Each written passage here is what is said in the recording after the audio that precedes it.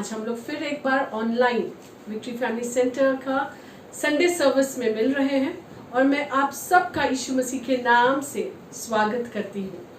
आइए आज हम परमेश्वर की उपस्थिति में जब बैठते हैं, हम इस आशा के साथ बैठे कि प्रभु हमारे परिस्थितियों में, प्रभु हमारे जीवन में कार्य कर रहा है और हम उस कार्य को देखने के लिए आइए परमेश्वर से उन आंखों को मांगे।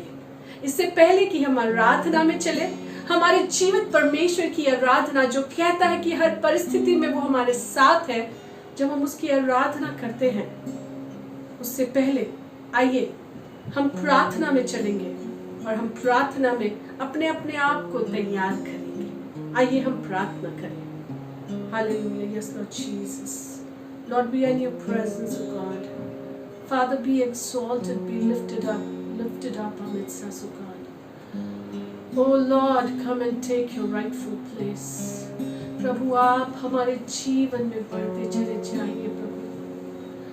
प्रभु आपकी मर्जी हमारे बीच में होने पाए। ओ हालेलुया प्रभु, हर वो महिमा प्रभु जिसके आप योग्य हैं, हमारे जीवनों के द्वारा, हमारे मुंह से निकले हर शब्द, हर गीत, हर बोल के द्वारा आपको मिले। आप हमारे जिंदा प्रभु हैं, हमसे निरंतर बात करते हैं, हम धन्यवाद देते हैं। प्रभु हमारे मनों को तैयार कर प्रभु आपके साथ आमना सामना होने के लिए। इस समय आपके हाथ में सौंपते हैं प्रभु, हमारे अंदर, हमारे बाहर, हमारे बीच में प्रभु आप अपना कार्य करें। धन्यवाद देते हैं, यीशु मसीह के नाम से मांगते हैं, आमीन। यशायाह उसका 41 का 9 और 10 में ऐसा लिखा हुआ है, I took you from the ends of the earth, from its farthest corners I called you. I said, you are my servant. I have chosen you and have not rejected you. So do not fear, for I am with you. Do not be dismayed, for I am your God. I will strengthen you and help you. I will uphold you with my righteous right hand. कलीसिया आइए हम आराधना में चलते हैं।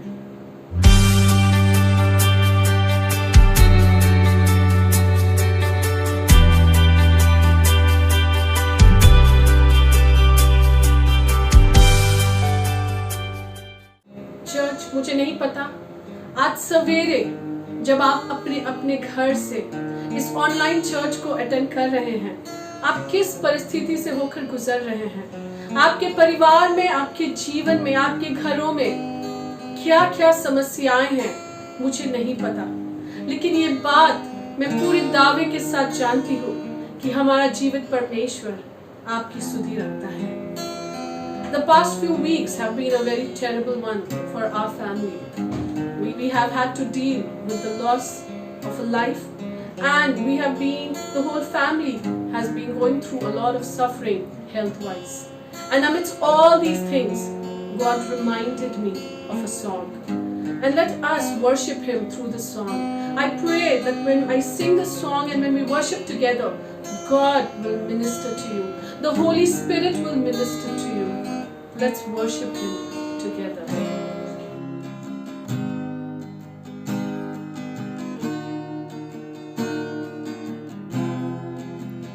I walk closer now on the higher way. Through the darkest night, will you hold my hand? Jesus, guide my way. Oh, you mourn with me and you dance with me. From my heart of heart is bound to you. Though I walk through the valleys low, I'll fear no evil. By the water still my soul, my heart will trust in you. My heart will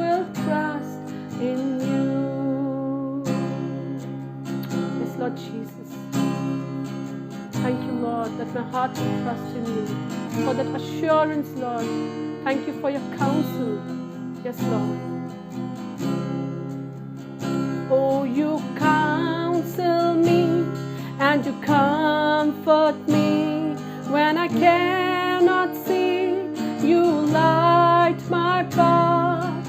Though I walk through the valleys low, I'll fear no evil.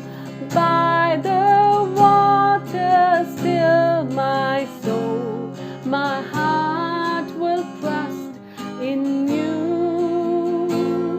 My heart will trust in you. Oh, you counsel me and you comfort me when I cannot see. You light my path.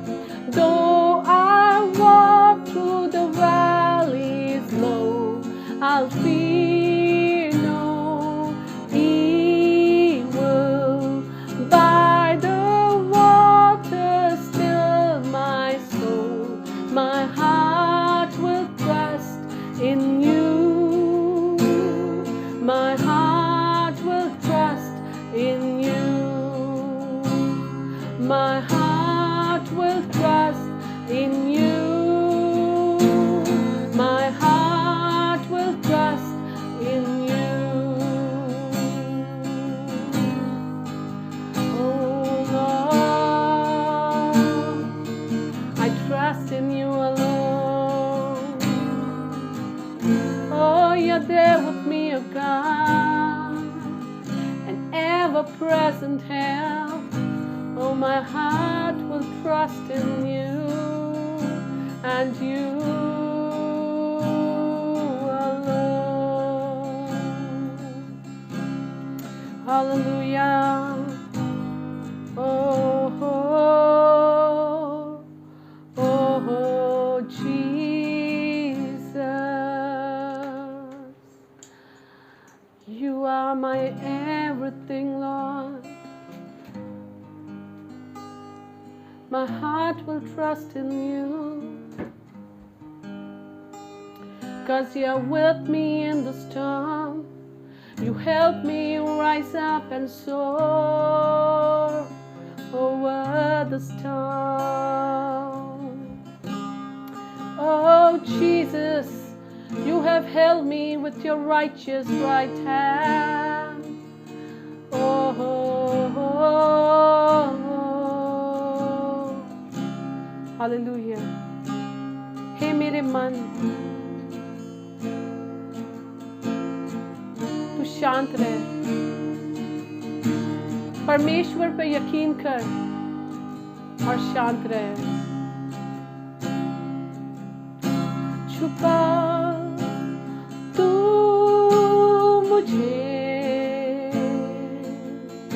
अपने पंखों तले, छुपा तू मुझे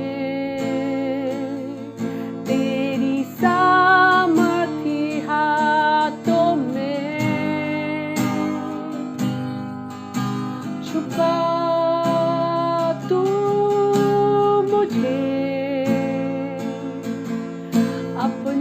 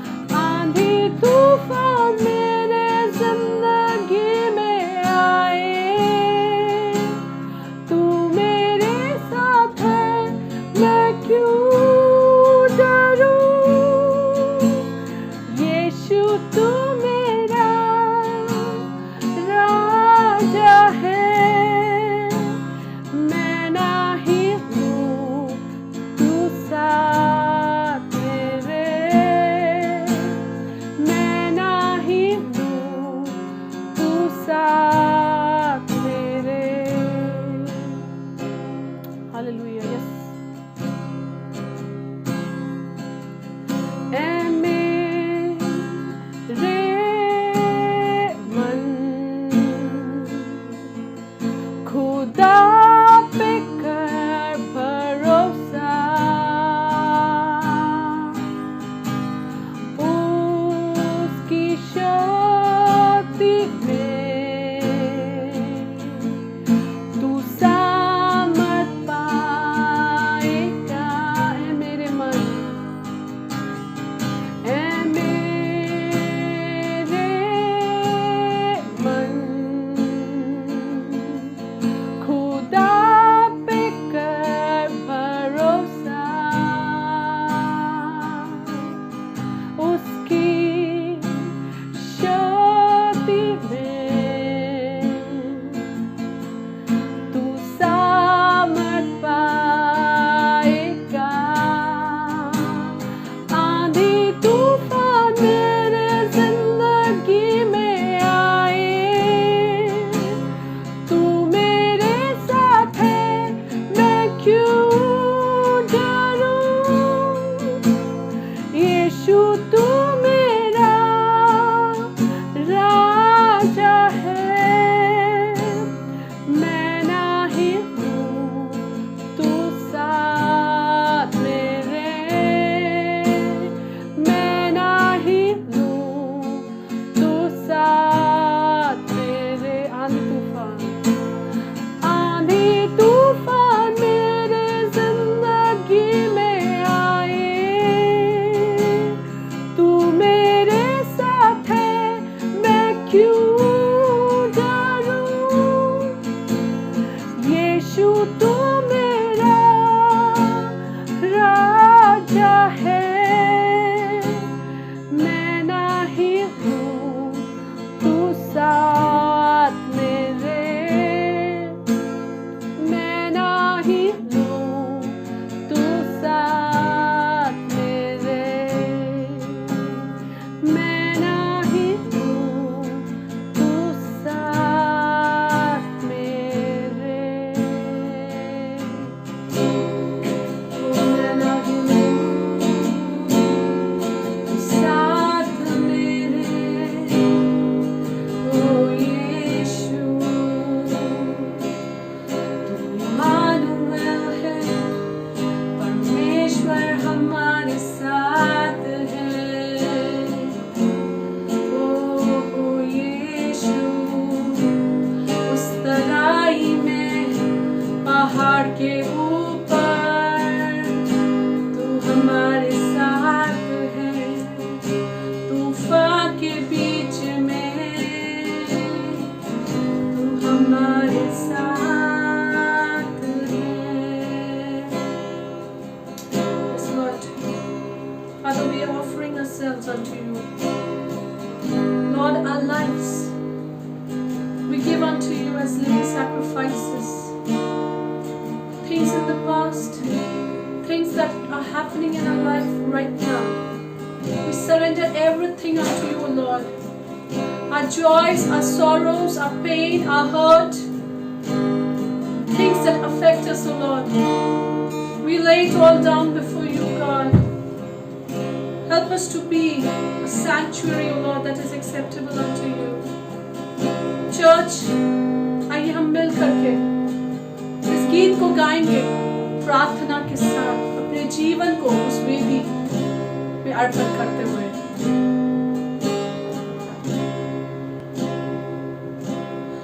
Lord, prepare me to be a sanctuary, pure and holy, tried and true. With thanksgiving, I'll be a living sanctuary for you. Lord, prepare me. Lord, prepare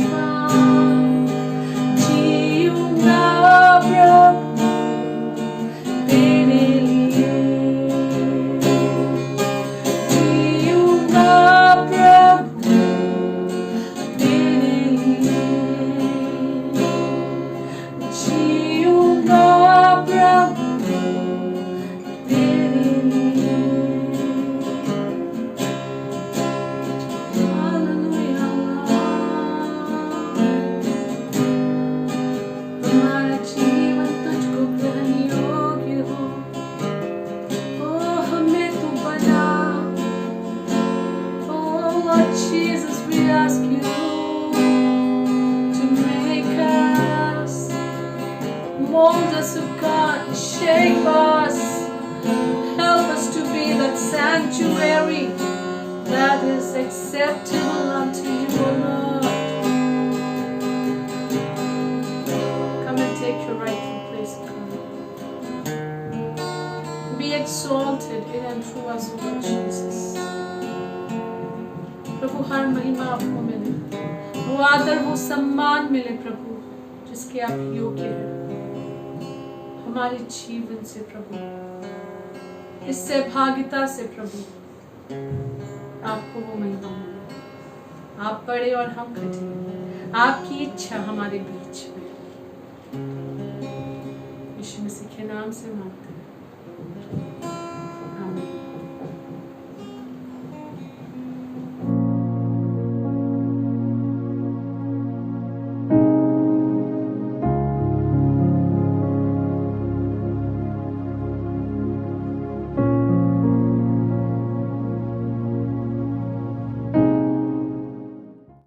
कलीसिया, आज बहुत खुशी के साथ मैं आपको बताना चाहती हूँ कि हमारे बीच में आज एक गेस्ट स्पीकर है, पास्टर फिलिप हैरिस।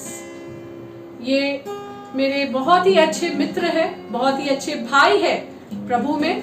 ये कोलकाता एजी से है और युवाओं के बीच में एक बहुत ही पैशन के साथ ये कार्य को कर रहे हैं। साथ ही में इन्होंने अपना बहुत ढेर सारा म्यूजिक एल्बम भी रिलीज किया है। इनकी एक पत्नी है प्रेरणा और इनकी एक बेटी है महिमा। आज ये हमारे बीच में है परमेश्वर के वचन के द्वारा हमें आशीषित करने के लिए। आइए हम उनका स्वागत करें। सभी को यीशु मसीह के महान सामर्थी नाम में जय मसीह। आज हम आपके साथ जुड़ पाए हैं, ये हमारे लिए बहुत ही सौभाग्य की बात है। धन्यवाद देते हैं पास्टर रेचल और पास्टर आदिन को, जिन्होंने हमें ये अवसर दिया है ताकि हम आपके साथ इस आराधना के सभा में जुड़ पाए।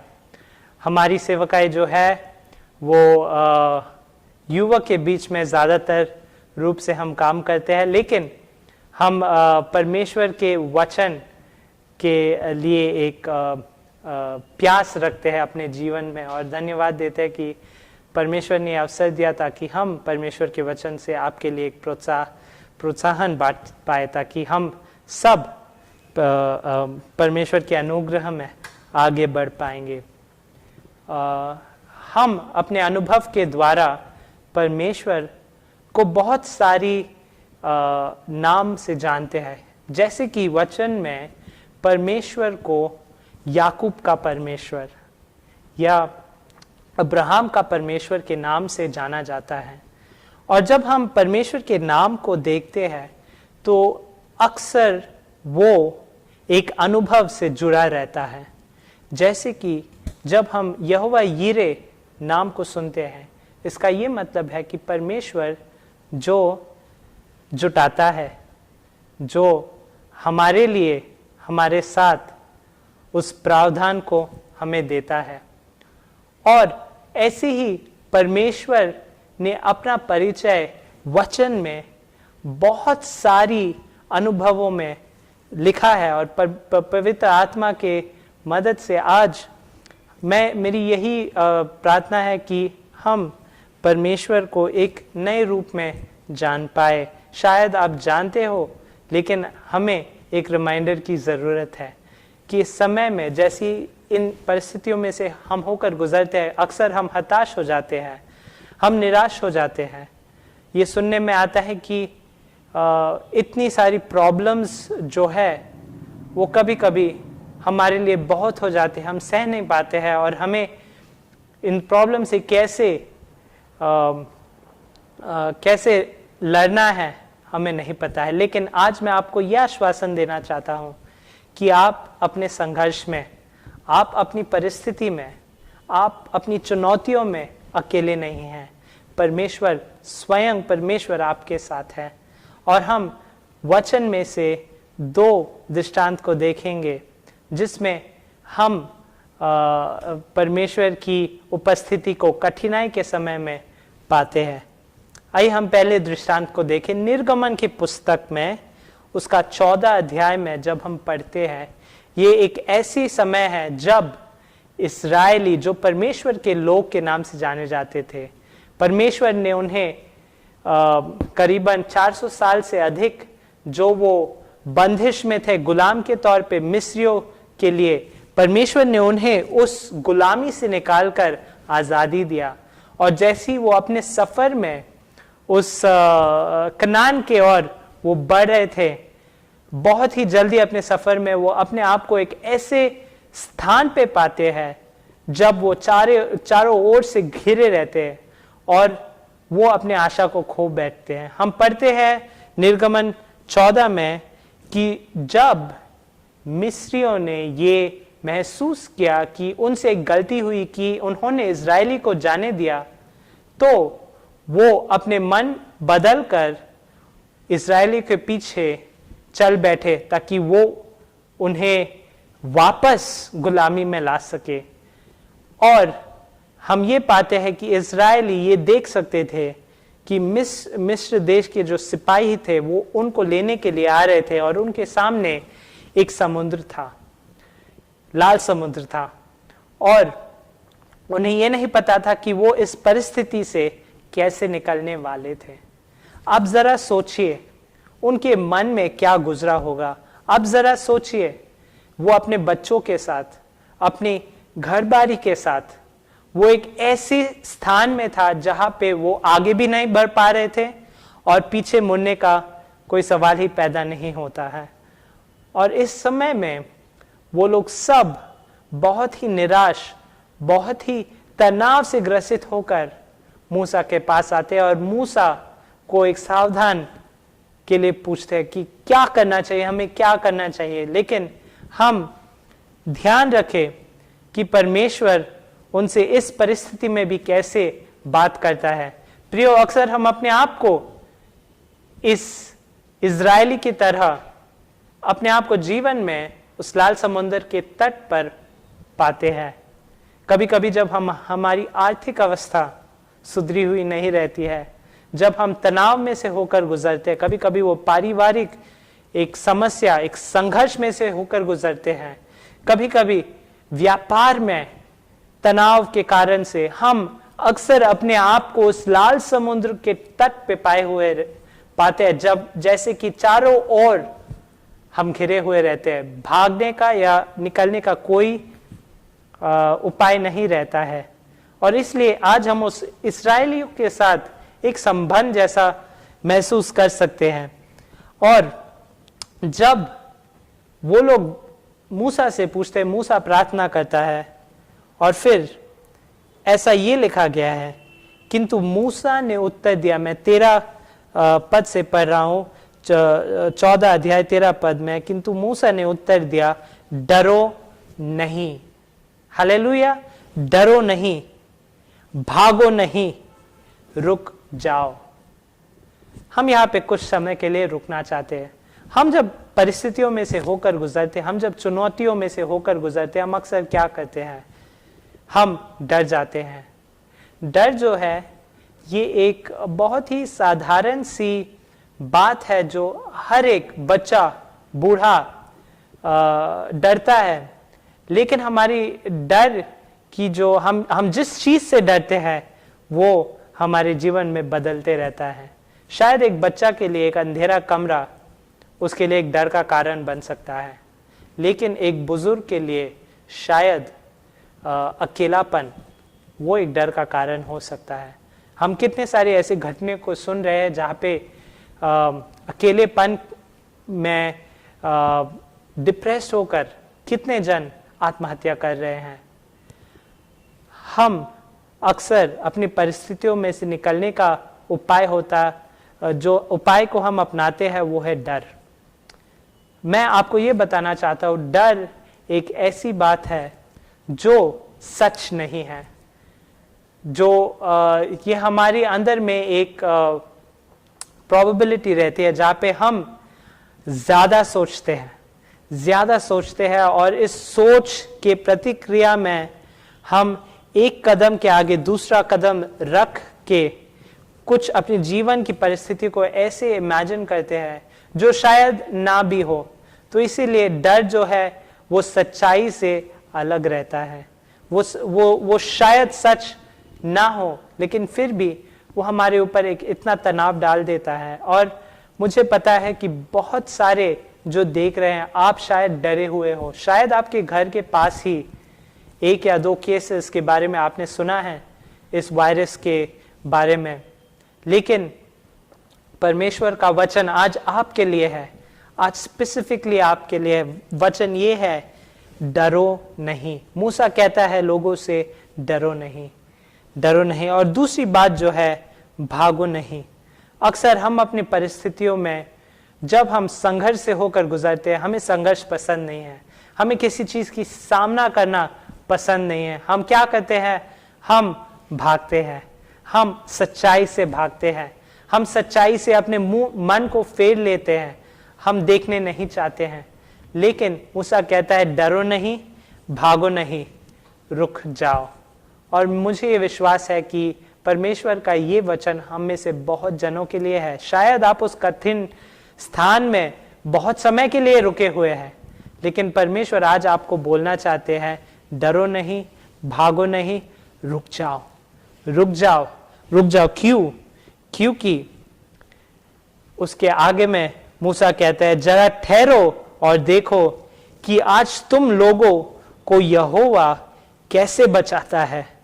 आज के बाद तुम लोग इन मिस्रियों को कभी नहीं देखोगे। Hallelujah, hallelujah. मैं आपको बताना चाहता हूं, यहोवा जो नाम है परमेश्वर का, ये एक व्यक्तिगत रिश्ता को संबोधित करता है जो परमेश्वर और हमारे बीच में है। इस्राएलियों ने इस रिश्ता को जाना था। परमेश्वर ने किस तरह से उन 10 महामारियों से होकर उन्हें बाहर निकाला था। रोमियो 8 के अध्याय में हमें ये कहा जाता है कि कुछ भी हमें परमेश्वर के, कोई चीज भी हमें परमेश्वर के प्रेम से अलग नहीं कर सकता है। ना महामारी, ना युद्ध, ना शैतान, ना स्वर्गदूत, कुछ भी हमें परमेश्वर के प्रेम से जुदा नहीं कर सकता है। और यहाँ पे मूसा इनसे कहते हैं, यहोवा तुम्हें बचाएगा। देखो यहोवा कैसे बचाता है। और फिर यही वचन आज हमारे लिए है, हम रुक जाए। क्यों? क्योंकि हम नाश होने वाले हैं? नहीं, क्योंकि परमेश्वर का इरादा हमारे लिए यही है कि हम बचे, हम परमेश्वर के लोग, परमेश्वर की अनुग्रह में। जैसे भजन संहिता 121 में दाऊद ये अपने प्रार्थना में गुनगुनाता है, वो गाता है कि 1000 चाहे मेरे दाहिने और बाएं ओर गिर के नाश हो जाए, लेकिन तेरे पंखों के छाए में मैं अपने आप को सुरक्षित पाता हूँ। हम प्रार्थना करें कि वही हमारा प्रार्थना हो। भजन संहिता 139 में 5वें पद में भजन संगीतकार ये कहता है कि तूने मुझे आगे पीछे घेर रखा है। प्रियो, मैं आपको ये आश्वासन देना चाहता हूँ कि परमेश्वर की जो उपस्थिति है, परमेश्वर का जो सुरक्षा कवच है, परमेश्वर का जो सुरक्षा है, वो आपके परिवार के ऊपर, आपके घराने के ऊपर लगा है। और आप उसमें विश्वास करें, आप इसको ग्रहण करें, आप इसको अपने जीवन में स्वीकारें। परमेश्वर आपके साथ है। और हमें एक और बात ये याद रखना है, हम 14 पद में 14 में ये लिखा है, तुम लोगों को शांत रहने के अतिरिक्त और कुछ नहीं करना है। यहोवा तुम लोगों के लिए लड़ते रहेगा। हालेलुया। ये बात नहीं है कि यहोवा ने लड़ा है या यहोवा लड़ेगा, लेकिन यहोवा लड़ते रहता है, वो लड़ते रहेगा। हालेलुया। क्या आश्वासन है आपके लिए और हमारे लिए। हम कितने बार थक जाते क्योंकि हमें ये लगता है कि हम युद्ध में अकेले संघर्ष कर रहे हैं। और कभी कभी हमने ये भी प्रार्थना किया है कि कोई मेरे साथ नहीं है, मैं अकेला हूं, मेरे संघर्ष को कोई नहीं समझता है, मेरे इन प्रॉब्लम्स को कोई नहीं जानता है, मैं अकेला हूं। लेकिन मैं आपको यह आश्वासन देना चाहता हूं कि परमेश्वर यहोवा लड़ते रहेंगे। आप अपने युद्ध में अकेले नहीं हैं। हम जो अपने आंखों से नहीं देख सकते हैं, जो अपने हाथों से महसूस नहीं कर सकते, एक ऐसा परमेश्वर एक आत्मिक काम कार्य कर रहे हैं आपके जीवन में, जहां में युद्ध आप विजय की ओर से लड़ रहे हैं। और ये एक बात यहाँ पे कही गई है 14 के 14 अध्याय में, तुम लोगों को शांत रहने की अतिरिक्त और कुछ नहीं करना है। प्रियो, ये एक बहुत ही कठिन बात है। जब हम परिस्थिति में घिरे हुए रहते हैं, हमारी अक्सर यही प्रतिक्रिया है कि हम कुछ करें ताकि हम इस मुसीबत से निकल पाए। लेकिन मैं आज आपको यह प्रोत्साहन देना चाहता हूं, शायद इस परिस्थिति में परमेश्वर ने ही हमें लाया है। शायद इस मुसीबत में परमेश्वर ने ही हमें लाया है, लेकिन हम अकेले नहीं हैं। परमेश्वर हमारे साथ है और इस परिस्थिति में से होकर गुजरने का एक ही रास्ता है कि वो हम उस लाल समुद्र में से होकर गुजरे। कोई दूसरा उपाय नहीं है, कोई शायद दूसरा उपाय नहीं। और हम ना डरे, क्योंकि परमेश्वर जो लाल समुद्र को खोल के मिस्रियों को हरा के जो इस्राएलियों को सूखे जमीन पर पार कराया दूसरे तरफ तक, वही परमेश्वर आज भी आपके परिस्थितियों में उन पानियों को दो भाग करेगा और आप सूखे हुए जमीन में आप परमेश्वर की योजना के ओर आपको बढ़ते जाना है। प्रियो, आप आशा ना हारे, आप आशा ना हारे, आप डटे रहे उस जगह में। शायद आपके सामने एक समुद्र है, लेकिन आप आशा ना हारे। एक ऐसा समय आएगा, मैं विश्वास करता हूं कि परमेश्वर उस लाल समुद्र को दो भागेगा और आप उस सूखे जमीन में से होकर गुजरेंगे। और जब आप 14 अध्याय के अंतिम भाग में पढ़ेंगे तो आप देखेंगे किस तरीके से मिस्र देश के जो सिपाही थे वो पराजित हुए और इस्राएलियों ने उनके लाशों को देखा।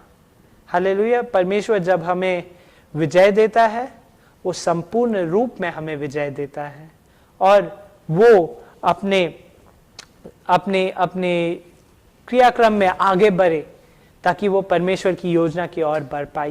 ये हमारी पहली दृष्टांत था, ये हमारा पहला दृष्टांत था। और हम देख सकते हैं कि किस तरीके से परमेश्वर ने इस्राएली लोगों का सुरक्षा किया।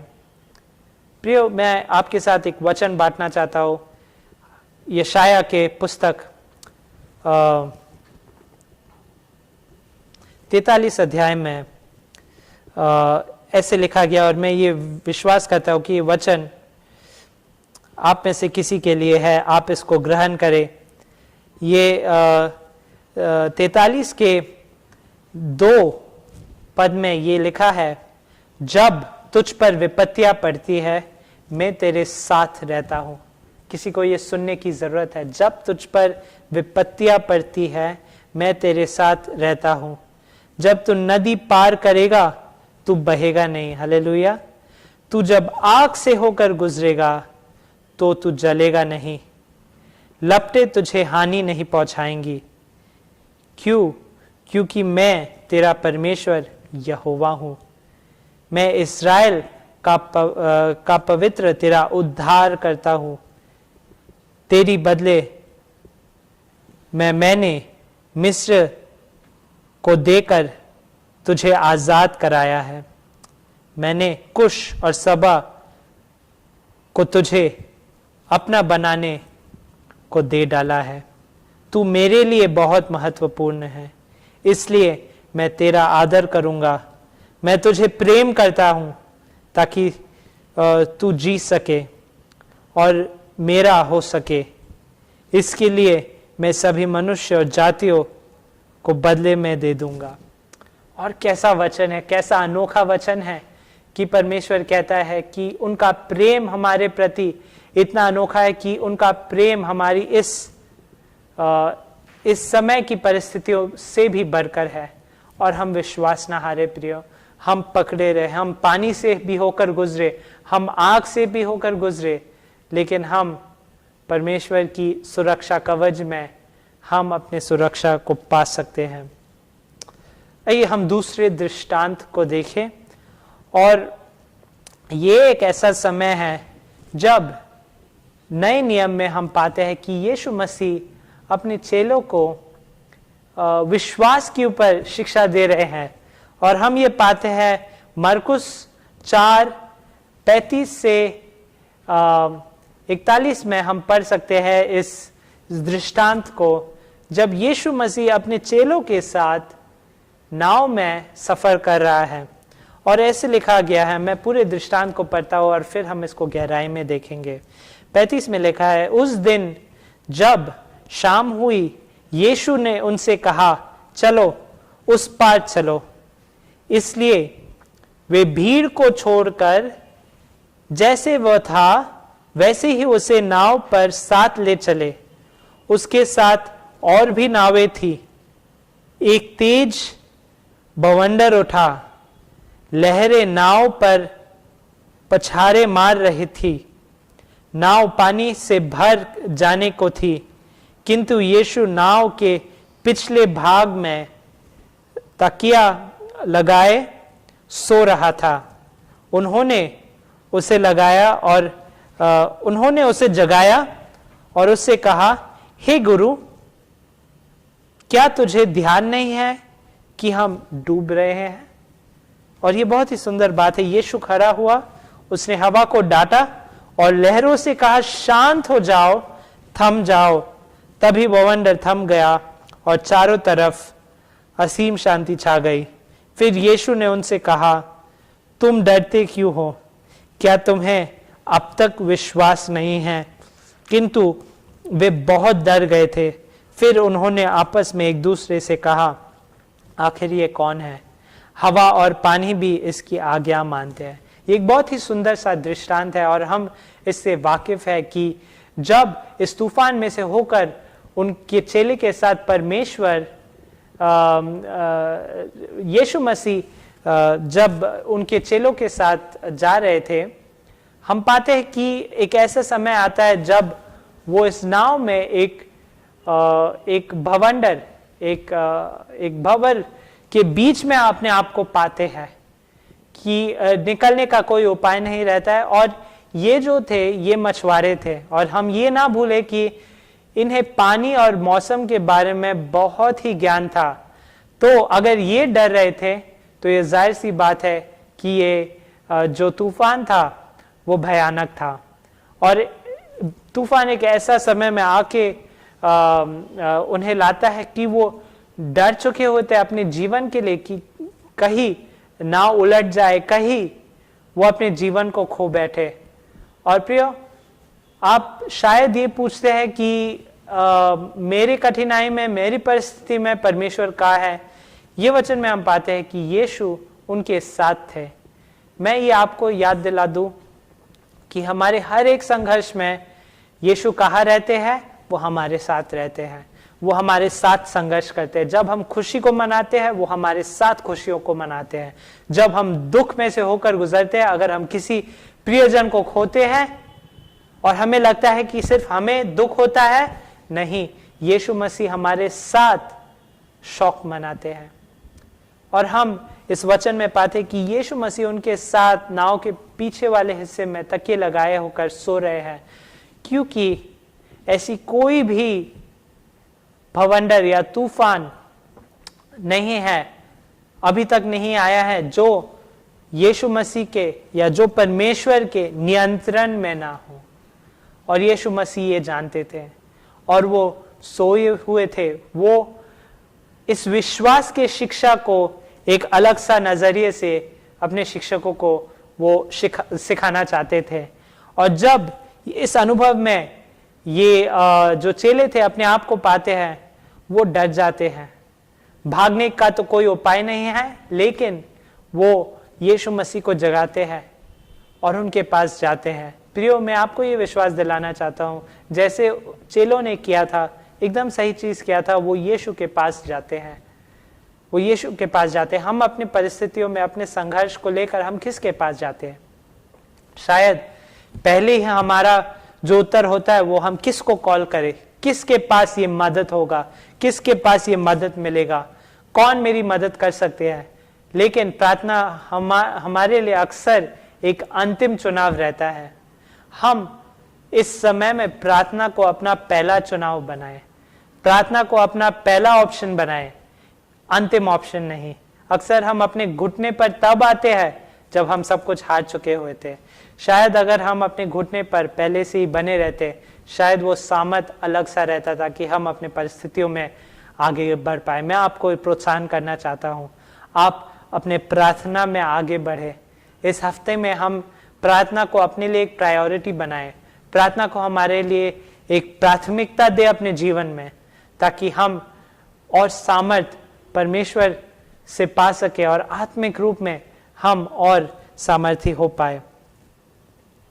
और हम ये ध्यान दें कि यीशु मसीह क्या करते हैं, वो तूफान को डांट के कहते हैं शांत हो जाओ, थम जाओ। चंद शब्द उद्धारकर्ता के मुंह से हमारी हर एक तूफान के लिए काफी है। आप उस चंद शब्द के लिए परमेश्वर से प्रार्थना करें कि परमेश्वर मेरी परिस्थिति में, मेरी व्यवसाय में, मेरे परिवार में, मेरी सेहत में, मैं एक ऐसी परिस्थिति से होकर गुजर रहा हूं, मुझे नहीं पता क्या करना। आप उन चंद शब्दों को बोल दे। हम जानते हैं कि परमेश्वर के शब्द में सामर्थ है, क्योंकि उत्पत्ति की किताब में हम पाते हैं कि जब कुछ नहीं था परमेश्वर ने बोला, उन्होंने शब्दों का प्रयोग किया और सारी सृष्टि जो है वो सृजा गया था। हालेलुया। तो हम परमेश्वर के मुंह से उन चंद शब्दों को सुनने के लिए अपनी परिस्थिति के ऊपर हम प्रार्थना करें, ताकि हम उनके वचन को अपने परिस्थितियों के ऊपर सुन पाए। शायद ये तूफान आपको विश्वास की एक पाठशाला में लेके जाना चाहता है, जब आप अपने विश्वास में आगे बढ़ पाए। आइए, जैसे हम इस वचन को अंत करते हैं, हम यीशु मसीह के पास आते हैं। अगर मुझे आज्ञा है, मैं प्रार्थना करना चाहूंगा आपके लिए। अगर आपकी परिस्थिति है जो बहुत कठिन है, अगर आपके परिवार में कोई बीमार है, ग्रसित है, अगर कोई भी परिस्थितियों में से आप होकर गुजर रहे, आइए हम परमेश्वर की ओर अपना प्रार्थना को ले चले, अपनी नजर को परमेश्वर की ओर लगाए, क्योंकि भंवर के बीच में वो हमारे साथ रहते हैं, वो हमारी आशा है, वो हमारी ताकत है। और हम ये ना भूले कि हमारी सहायता, जैसे भजन संगीतकार कहते हैं, मेरी सहायता यहोवा से आएंगे। हालेलुया। आइए हम प्रार्थना करें। प्रभु, हम धन्यवाद देते हैं कि आपके वचन में आपने जो आज हमसे बात किया है, मरकुस की किताब से और निर्गमन की किताब से परमेश्वर, कि आप हमारे साथ है। और प्रभु, कितनी सुंदर सी बात है कि निर्गमन के 14 अध्याय में जब हम 19 पद को पढ़ते हैं कि आपकी उपस्थिति ठीक इस्राएलियों और मिस्र देश के बीच में आके पर प्रभु रुक जाता है, और उस कठिनाई में से प्रभु आपने इस्राएलियों को निकाला। हम प्रार्थना करते हैं कि आप हर एक देखने वाले के ऊपर आशीष बनाए रखेंगे, आप उनके साथ रहे प्रभु, आप उनका हाथ पकड़े रहे परमेश्वर, और यह आप में विश्वास रखे। आप परमेश्वर उनकी परिस्थिति के ऊपर उन कुछ चंद शब्दों का इस्तेमाल करें, थम जाओ, और परमेश्वर हम आप में और आगे बढ़ पाए। धन्यवाद देते हैं, यीशु मसीह के नाम में मांगते हैं, आमीन। धन्यवाद देते हैं। परमेश्वर आपको आशीष दे। परमेश्वर पिता का धन्यवाद। प्रभु हमसे निरंतर बात करता है, हमारी परिस्थितियों में प्रभु बात करता है, और प्रभु अपने आप को हमें दिखाता है कि वो हमारा यहोवा जायरा है, वो हर पल हमारे साथ है, हर परिस्थिति के लिए वो काफी है।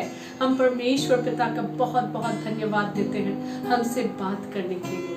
कलीसिया, मैं आपको प्रोत्साहित करना चाहती हूँ, आप चाहे जैसी भी परिस्थिति में आज क्यों ना हो, परमेश्वर आपको देख रहा है।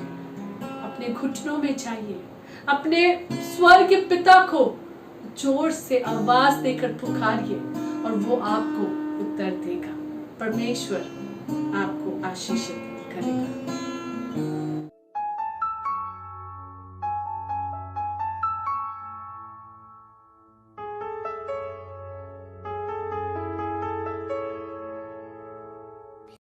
सो कलीसिया, ये समय है कि आइए हम सब परमेश्वर पिता, जो कि हमारी सुधि लेने वाला परमेश्वर है, हमारे जीवन में रुचि रखने वाला परमेश्वर है, आइए हम उसको अपने धन्यवाद के हृदय के साथ अपने भेंट, अपना दशवांश अर्पण करें। आइए हम प्रार्थना करेंगे। हालेलुया प्रभु, धन्यवाद देते हैं प्रभु। प्रभु आप ही है जो हमारे जरूरतों को पूरा करते हैं। प्रभु आप ही है जो हमें क्षमता देते हैं प्रभु कि हम कमा सके। प्रभु हम धन्यवाद के साथ हमारे पास जो कुछ भी है प्रभु, हम आपके पास लेकर आते हैं। होने दे वो आपको ग्रहण योग्य हो। हर एक हाथ जो आपकी ओर विश्वास से बढ़ता है प्रभु, आप उसको आशीषित करें। और प्रभु जो कुछ भी प्रभु हम जमा कर पाते हैं, उसको प्रभु आप अपने राज्य के लिए इस्तेमाल करने के लिए हमें ज्ञान, बुद्धि और समझ दीजिए। धन्यवाद देते हैं प्रभु, यीशु मसीह के नाम से मांगते हैं, आमीन। सो कलीसिया, आपने जो कुछ भी आज दान और दशवांश के लिए सोचा है, उसको आपके स्क्रीन पे आए गए डिटेल्स के अनुसार आप चर्च के अकाउंट डिटेल्स में डाल सकते हैं। और अगर किसी कारणवश आप ऑनलाइन पेमेंट नहीं कर सकते, आप उस राशि को अलग जमा करके रखिए और हमारे भाई एलेक्स को आप इन्फॉर्म करते रहिए, ताकि वो अपना जो डिटेल्स है, जो अपना अकाउंट डिटेल्स है, उसको मेंटेन वो करते रहें। आपको एक बार फिर मैं याद दिलाना चाहती हूँ, हमारे कलीसिया में फास्टिंग प्रेयर होता है हर फ्राइडे, हर मंडे से लेके वेडनेसडे तक हर रात को 7 बजे हम लोग जूम के माध्यम से प्रार्थना में रहते हैं, मध्यस्थता का प्रार्थना करते हैं। हर थर्सडे को हम लोग बाइबल स्टडी में मिलते हैं और साथ ही हमारे कलीसिया में डिसाइपलशिप, पर्सनल डिसाइपलशिप और LIW का क्लासेस हो रहा है। मैं आपको प्रोत्साहित करना चाहूंगी कि आप इन सब का हिस्सा बने। तब तक परमेश्वर आप सबों को संभाले रखे, सुरक्षित रखे। परमेश्वर में बढ़ते जाइए और परमेश्वर में जो आशीष का जीवन है उसको जीते जाइए। यीशु मसीह के नाम से आप सबों को जय मसीह की।